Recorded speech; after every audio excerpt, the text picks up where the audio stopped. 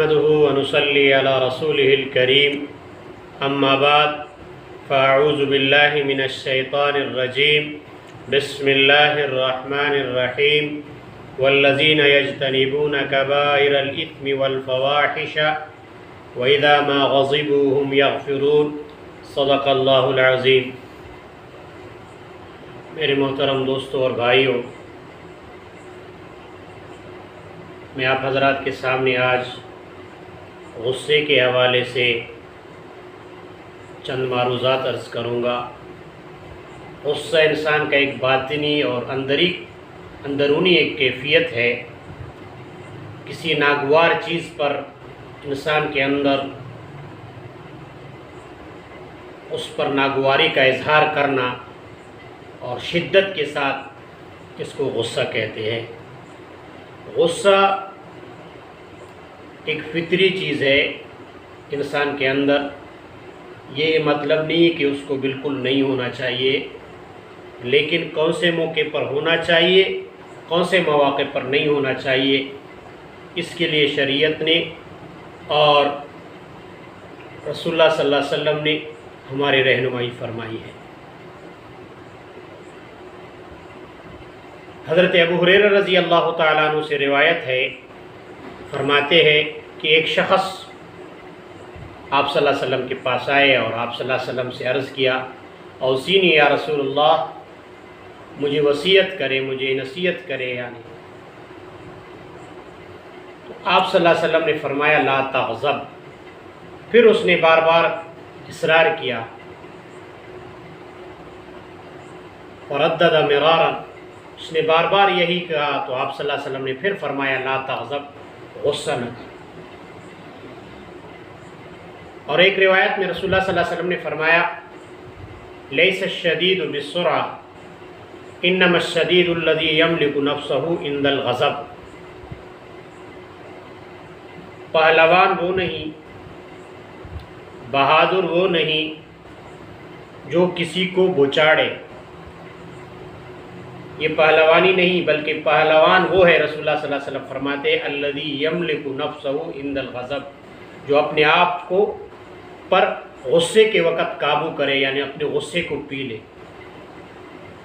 ایک طرف سے پہلوان کا تذکرہ، دوسرے طرف سے کہ اس طرح کرے گا تو وہ پہلوان ہے، یعنی کسی کو بچاڑنا، مطلب یہ کہ ناحق یا کسی پر غصہ کرنا اس طرح کہ اس میں زیادتی ہو اور وہ اس کو بچاڑے، وہ پہلوان نہیں، بلکہ پہلوان وہ ہے اس کو غصہ آئے، اور غصہ آنا یہ کوئی مذموم چیز نہیں ہے، لیکن غصہ پر قابو پانا یہ کمال ہے۔ اور رسول اللہ صلی اللہ علیہ وسلم نے فرمایا یہی ہے پہلوان جو اپنے غصے پر قابو پائے۔ اور غصہ کہاں کرنا چاہیے؟ جیسے کہ میدان جہاد میں ہے، کفار سے لڑ رہا ہے، اس کے لیے تو حکم ہے وَغْلُظْ عَلَيْهِمْ وَلْيَجِدُوا فِيكُمْ غِلْظَةً۔ ادھر تو غصے کا حکم ہے، کیونکہ آپ کے اندر غصہ نہیں ہوگا تو آپ اس بہادری کے ساتھ، شجاعت کے ساتھ لڑ نہ سکو گے۔ تو اس طرح دینی امور کے لیے آپ میدان جہاد میں ہے تو وہاں آپ کو غصہ کرنا چاہیے۔ اور صحابہ کرام کے بارے میں آتا ہے اشداء علی الکفار رحماء بینہم، دوسروں کے کفار کے بارے میں تو سخت تھے، آپس میں رحم دل تھے۔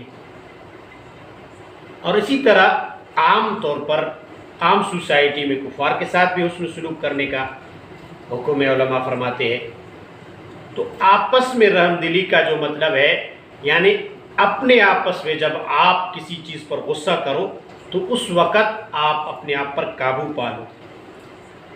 آپ اس میں ایسا نہ ہو، غصہ انسان کی وہ کیفیت ہے کہ انسان اپنے آپ پر پھر قابو نہیں پاتا، اور یہ شیطان اس وقت اس کے ساتھ ہوتا ہے، اس کو ابھارتا ہے۔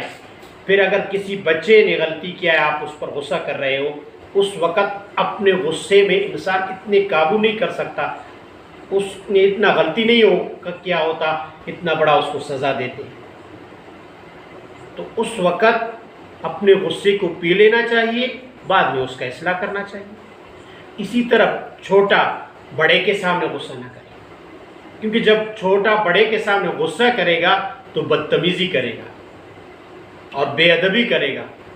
اور رسول اللہ صلی اللہ علیہ وسلم نے فرمایا وہ ہم میں سے نہیں ہے جو اپنے چھوٹوں پر شفقت نہیں کرتا یا بڑوں کی عزت نہیں کرتا. یعنی بڑوں کی عزت کا حکم دیا ہے اللہ کے نبی نے اور چھوٹوں پر شفقت کا حکم دیا ہے. تو چھوٹوں پر ہمیں شفقت کرنا چاہیے. ایسا نہ ہو کہ انہوں نے کوئی غلط کام کیا اور ہم اپنے غصے پر قابو نہ پائے اور زیادتی کریں ان کے ساتھ تو بعد میں ہم ان کا اصلاح کریں. ابھی اس طرح چھوٹوں کو تو ہم بسا اوقات ایسے غصہ کرتے ہیں اپنے بچوں پر یا بھائی پر یا گھر والوں پر, اس وقت ہم غصے پہ قابو نہیں کرتے. اس لیے رسول اللہ صلی اللہ علیہ وسلم نے فرمایا لا تغضب, غصہ نہ کر. اور پھر فرمایا لیس الشدید بالسرعہ انما الشدید الذی یملک نفسہ عند الغضب. پہلوان وہ نہیں جو کسی کو بچاڑے, کسی کو گرا دے, بلکہ پہلوان وہ ہے جو غصے کے وقت اپنے غصے پر قابو پا لے.